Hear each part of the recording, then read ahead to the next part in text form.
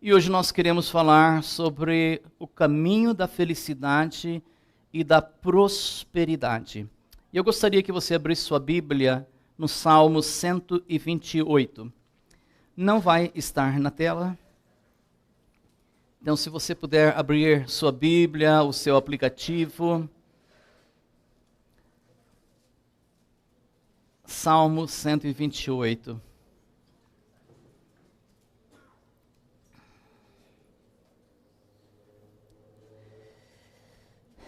Amém? Podemos ler? Então, diz assim, eu vou ler da Nova Versão Transformadora. Se você puder colocar Nova Versão Transformadora aí no seu aplicativo, você vai ter a mesma versão. Se não, vai ser muito parecida. Diz assim: como é feliz aquele que teme o Senhor, que anda em seus caminhos. Você desfrutará o fruto do seu trabalho, será feliz e próspero. Sua esposa será como videira frutífera que floresce em seu lar. Seus filhos serão como brotos de oliveiras ao redor de sua mesa. Esta é a bênção do Senhor para aquele que o teme. Que o Senhor o abençoe desde Sião. Que você veja a prosperidade de Jerusalém enquanto viver. Que você viva para ver seus netos e que Israel tenha paz. Amém? Amém. Glória a Deus. É um prazer nós podermos nesta manhã, eu vou dizer assim, nos apoderarmos deste texto para juntos explorarmos as belíssimas lições ali contidas. Ouça-me, por favor. Este salmo nos oferece um vislumbre das chaves para uma vida verdadeiramente próspera e feliz.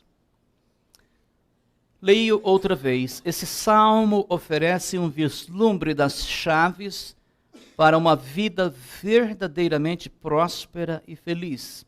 Também, queridos, este salmo, como muitos outros nas Escrituras Sagradas, nos apresentam um mapa espiritual para encontrar alegria e prosperidade genuínas em meio às complexidades da vida.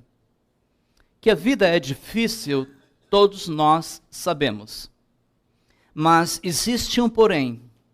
As Escrituras, elas nos oferecem esse mapa espiritual onde nós podemos encontrar tanto a alegria como a prosperidade genuínas em meio às complexidades da vida.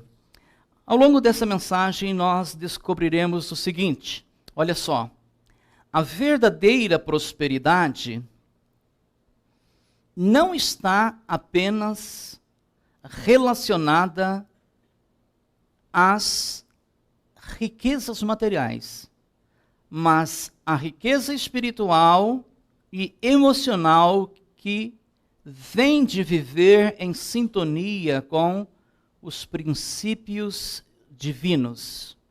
Veja bem, andar nos caminhos do Senhor significa seguir seus ensinamentos e viver de acordo com a sua vontade. E isso não apenas nos conecta com Ele, mas também abre as portas para a verdadeira prosperidade em nossas vidas diárias. Amém? Posso fazer uma pergunta meio que direta ou indireta, não sei? Quantos aqui acham que são fracassados? Não levantem a mão, por favor. Então, Jesus não tem plano para nenhum crente fracassar. Isso eu posso garantir para você com absoluta certeza. Tem alguém aqui que acha que Jesus tem um plano para que o crente viva uma vida de derrotas, de fracasso? Não, não, não. Então, veja só, andar nos caminhos do Senhor significa seguir seus ensinamentos e viver de acordo com a sua vontade. E isso não apenas nos conecta com Ele, mas também abre as portas para a verdadeira prosperidade em nossas vidas diárias. Hoje nós exploraremos as riquezas deste salmo, dividindo-as em 4 tópicos-chave, a fim de compreender como nós podemos experimentar a felicidade que Deus deseja para nós. Vamos mergulhar nessa jornada espiritual buscando compreender verdades atemporais. Ou seja, não é que elas valiam só para a época do salmista, elas valem para nós hoje também. Então elas são atemporais, contidas nesse texto. Em primeiro lugar, vamos falar sobre o temor do Senhor. E como subtítulo, cultivando uma atitude de referência. Diz o verso 1 desse salmo na primeira parte. Como o salmista ele está extravasando de alegria. E ele diz, como é feliz aquele que teme o Senhor. É interessante observar que o salmista inicia esse salmo ressaltando exatamente isso, irmã Lourdes, a felicidade que brota daqueles que temem ao Senhor. Não é belo isso? Agora, o que realmente significa temer o Senhor? Essa é uma questão fundamental para nós entendermos a mensagem desse salmo. Veja bem, vai estar na tela, você pode clicar. O temor ao Senhor não deve ser confundido com um medo paralisante. Em vez disso, é uma atitude de profundo respeito, reverência e reconhecimento da supremacia de Deus em nossas vidas. É entender que Deus é o centro de nosso universo. E a Ele nós dedicamos toda a nossa devoção e obediência. Isso é temer ao Senhor. Também, amados, quando nós tememos o Senhor, nós reconhecemos a sua soberania sobre todas as áreas da nossa existência, todas. Até o dedinho do pé, pastor? Sim, até o dedinho do pé. Então, isso implica que buscamos viver de acordo com os princípios e valores que Ele nos revela. Hoje esqueci a minha palavra, então, vou pegar essa aqui. Na sua palavra. É uma escolha consciente, você não é induzido, não é seduzido, não é compelido, não é uma escolha consciente de honrar a Deus em tudo o que fazemos, seja em nossos relacionamentos, em nosso trabalho ou em nossas decisões diárias. Até quando queima o dedo lá cozinhando, pastor, também. Também. Além do mais, o temor do Senhor nos lembra que não somos autossuficientes, mas dependemos dEle. Reconhecemos que Ele é a fonte de toda sabedoria, de toda graça e bênçãos em nossas vidas. E essa atitude de reverência nos mantém humildes diante de Deus e também nos capacita a crescer espiritualmente. Você pode ainda não ser quem você gostaria de ser, mas também você já não é mais quem você era no passado, não é verdade? Houve um crescimento, houve melhoras, não é verdade? Então está havendo um curso, está havendo um caminho, você está se aproximando de Deus, você está mais firme com Ele, mais firme na sua palavra, e isso tem te provocado um bem-estar, não é verdade? Deus tem abençoado, tem prosperado, tem aberto portas, o caminho está mais aberto, você sente um fluir entre você e Deus, não é verdade? Então, por quê? Porque você está reverenciando Deus. E o salmista, ele está, como eu disse, transbordando. E ele diz, como é feliz aquele que teme ao Senhor. Então, queridos, à medida que investigamos esse salmo, nós descobrimos algo muito relevante aqui.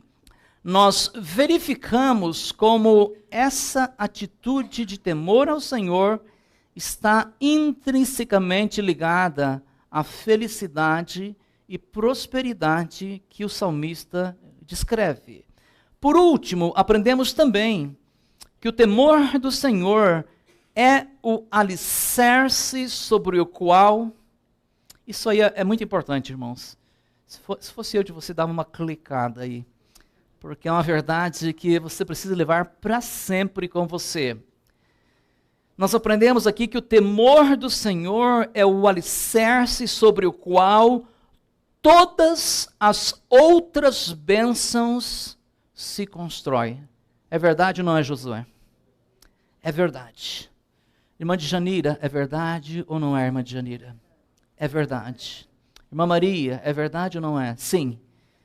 O temor do Senhor é o alicerce sobre o qual todas as outras bênçãos se constroem. Sem ele, nós não teremos. Até pode-se ter, mas é como construir a casa sobre areia. Quando vem as lutas, os temporais, tudo vai embora. Portanto, amados, vamos continuar a jornada e descobrir mais sobre como essa atitude pode transformar as nossas vidas. Segundo lugar, caminhando em seus caminhos, subtítulo, bênçãos na vida diária.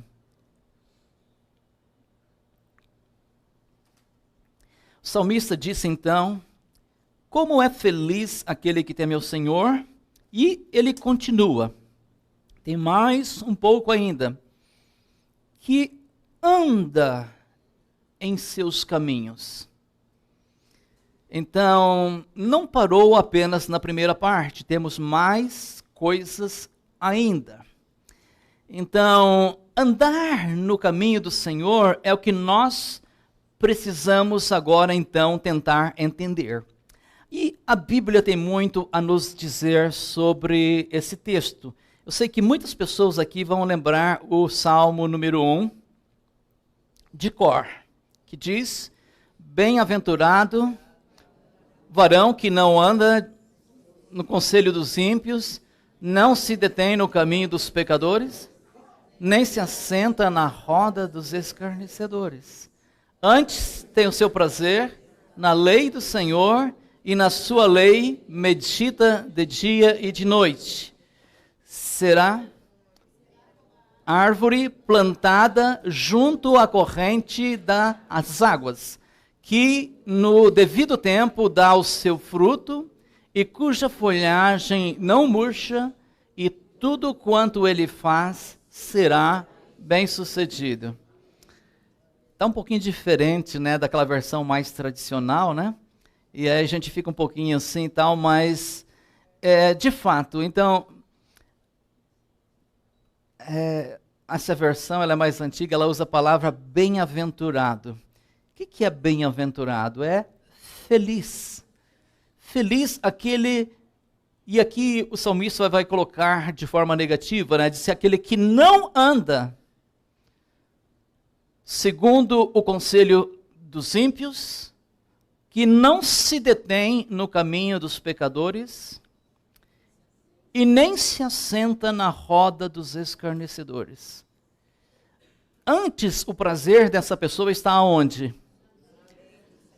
Na lei do Senhor. E na sua lei, o que ele faz? Ele medita de dia e de noite. E aí o salmista compara ele a uma árvore que é plantada junto aos ribeiros de águas, cujas folhas não caem, não murcham, né?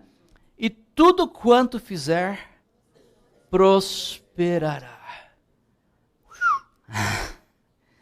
O Salmo 1, ele é o primeiro salmo exatamente por isso, porque ele quer mostrar que todo o livro de Salmos deve ser voltado para essa questão.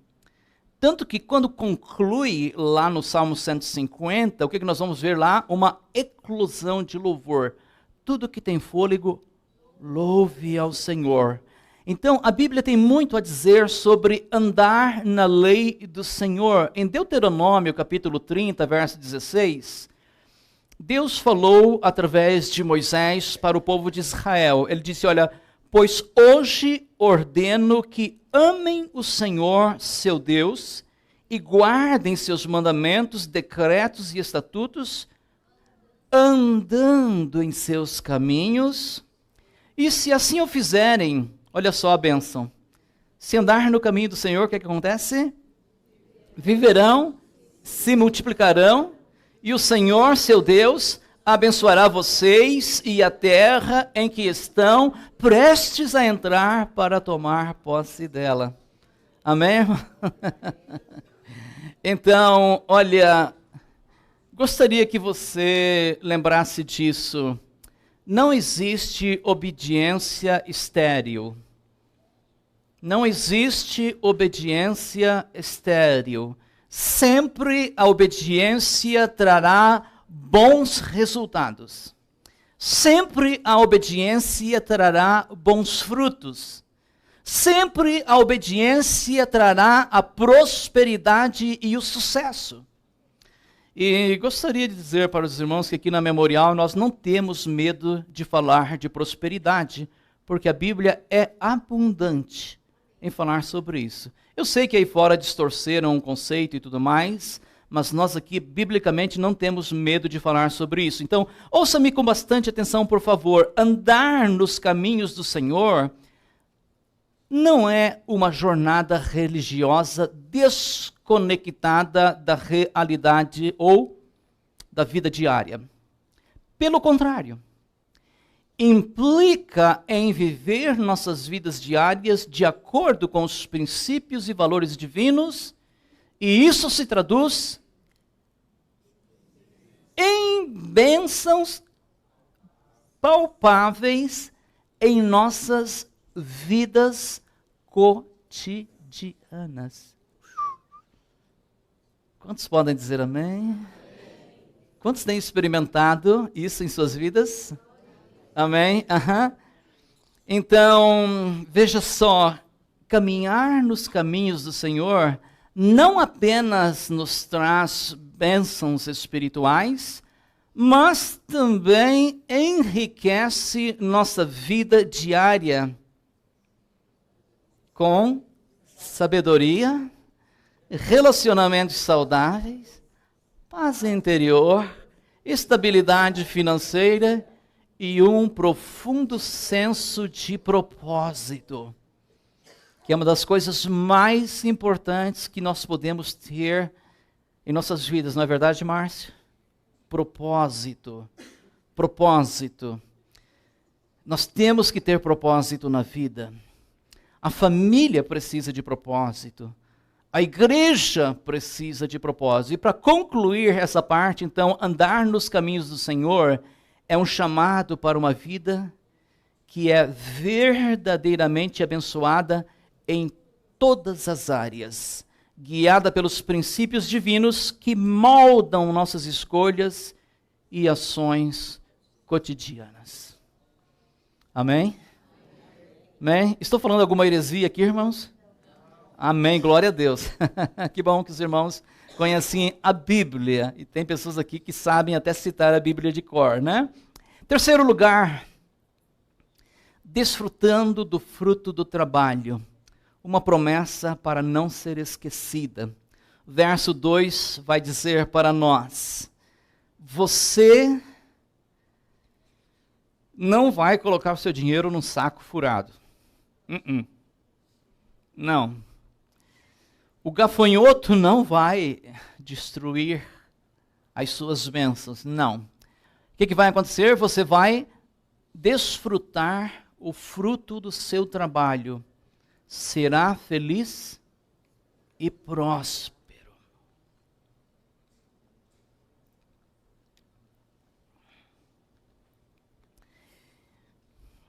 Queridos, eu sei que, às vezes, sem querer, a gente acaba caindo numa rotina espiritual, de ir todo domingo na igreja, de levantar as mãos lá e até fazer uma ginástica espiritual, e ouvir um sermão até meio que assim, humorístico e tal, né?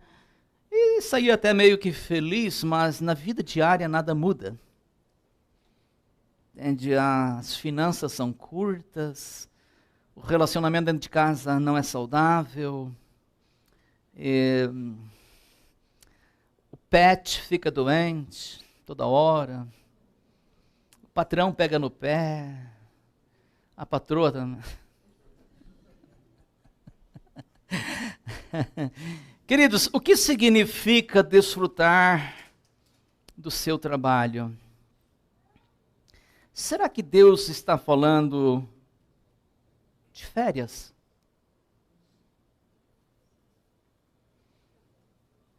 Por que não? Será que o salmista está falando de repente de uma viagem? Me ajudem aí a fazer um brainstorm, uma tempestade de ideias. Será que a Bíblia está falando aqui de um futuro melhor para nós? Eu gostaria de salientar aqui, queridos, algumas verdades que eu quero dizê-las com bastante alegria no meu coração. O Salmo 128 nos oferece uma lição essencial sobre a relação entre o trabalho e a bênção divina. O trabalho, queridos, não é um castigo. O trabalho não é uma tortura. Entende? O trabalho não é para nos matar. Deus quer que nós tenhamos trabalhos prósperos, trabalhos abençoados. Não pode ser assim, tipo, o pai chega em casa todo sujo, todo arreado, e o filho, papai, de onde o senhor está vindo? Meu filho, eu estou vindo do inferno. Não fala comigo. E aí o filho pensa assim, meu Deus, trabalhar é coisa do diabo. Acho que eu vou roubar.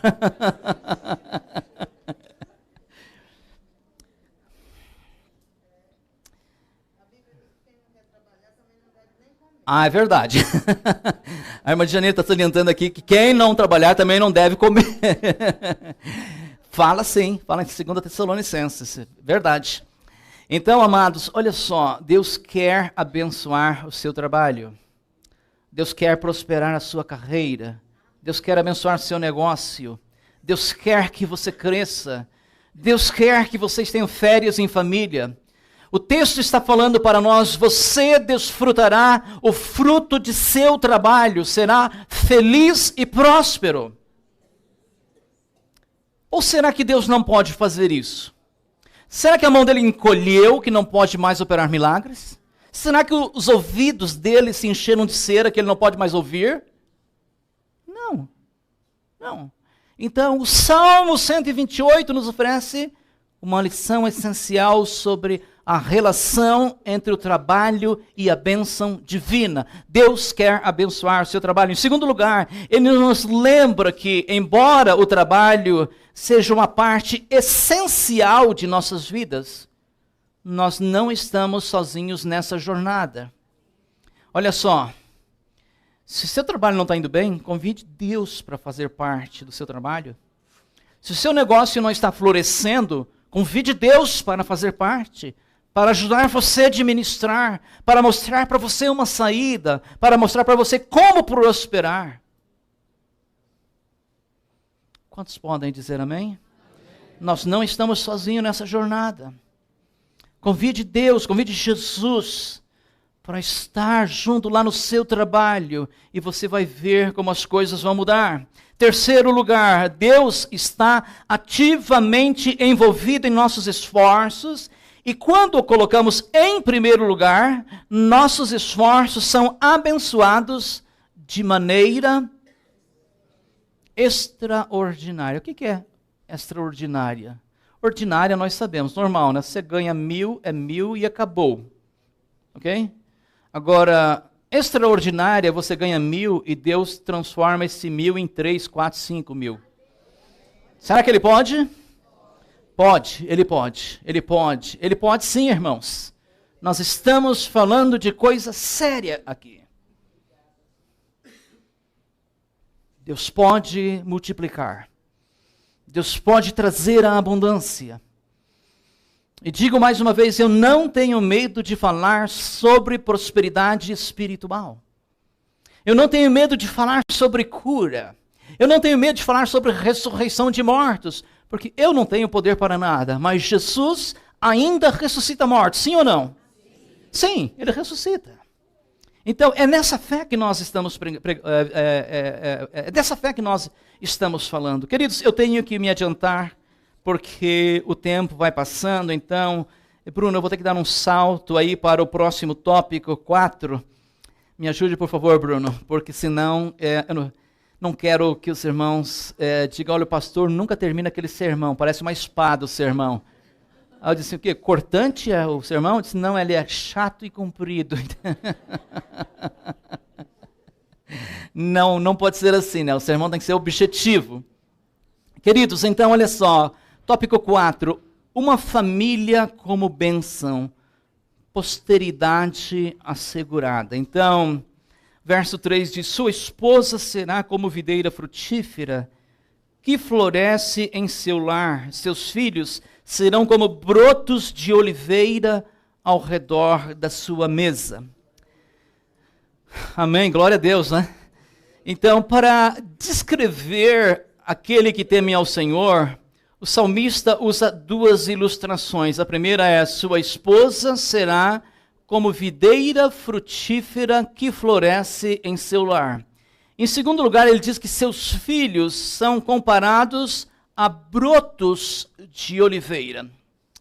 Ainda hoje, queridos, ter uma família saudável e próspera são coisas altamente valiosas para a comunidade israelita. E deve ser para nós também. E, de fato, quando nós buscarmos viver nos caminhos do Senhor, nossa família é abençoada e floresce. E se existe alguém aqui que se sinta só, que não tenha alguém ainda para constituir essa família, saiba de uma coisa, Deus pode trazer essa pessoa para que você e ela possam constituir essa família abençoada, amém?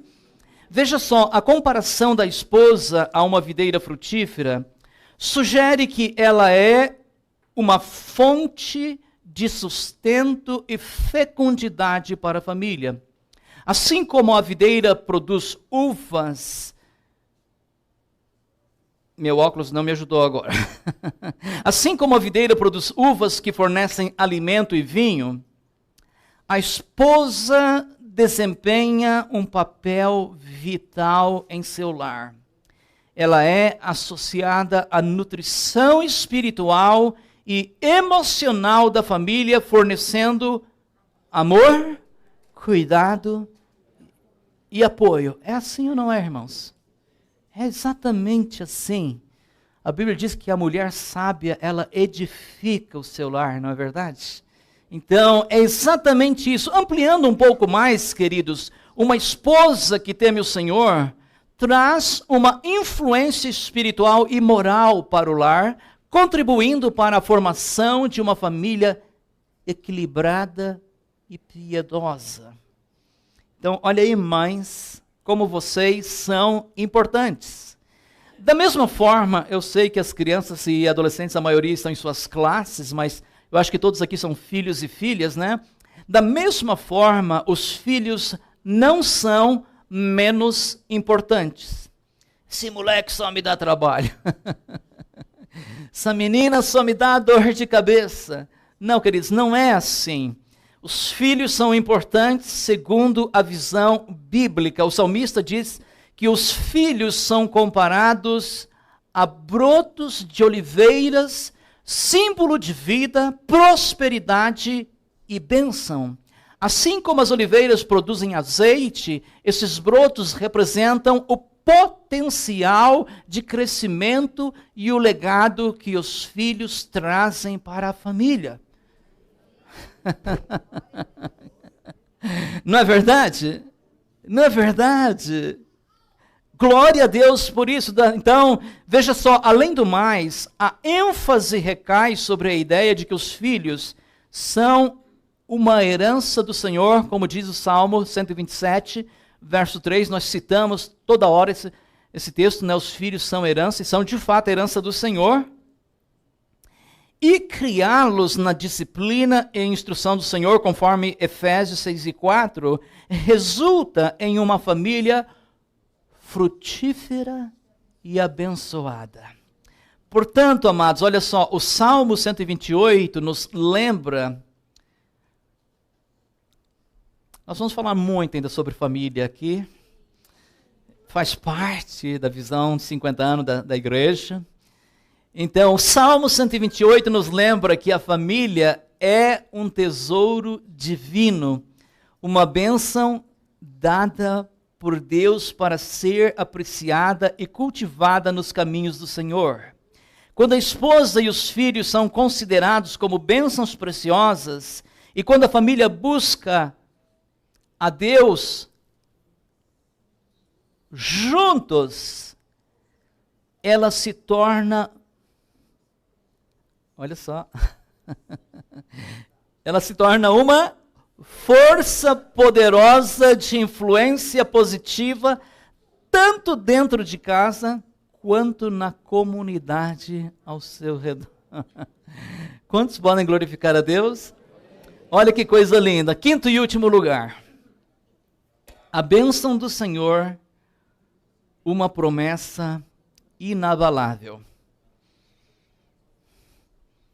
Não descola aqui não, fica junto comigo, porque eu quero que você saiba, e Deus quer que você saiba, que Ele quer que a sua família seja abençoada. Deus tem promessas para a sua família. Amém? Então, versos 4 a 6 diz, esta é a bênção do Senhor para aquele que o teme. Que o Senhor, diz o salmista, o abençoe desde Sião, que você veja a prosperidade de Jerusalém enquanto viver, e que você viva para ver seus netos, e que a paz seja sobre a região onde você mora, que a paz seja sobre Israel, que a paz seja sobre a nossa igreja. Observe o seguinte, o Salmo 128 culmina com uma profunda reflexão sobre a verdadeira origem das bênçãos, enfatizando que a fonte de toda prosperidade e paz, não quero dizer com pressa, irmã Nilza. Não quero dizer com pressa. A fonte de toda prosperidade e paz é o próprio. Eu tenho mais para falar, mas vamos ficar em pé. Louvor, você vem para cá, por favor, Louvor. Tá bom demais. E eu não quero exagerar. Falar demais também não é por muito falar que nós seremos ouvidos. Então, venha, Louvor, por favor. Vamos cantar, vamos adorar a Deus, porque tem coisas boas. Eu estou muito feliz, estou muito happy. Então, vamos lá, queridos, vamos lá, através dessa próxima canção, quero que você adore, glorifique o Senhor pela sua família. Deus está cuidando de cada detalhe. Descanse, Deus está cuidando de cada detalhe. Lembre-se, não há família perfeita, mas há famílias abençoadas. Não há famílias perfeitas, mas existem sim famílias abençoadas, e é isso que nós queremos ser. Louvor.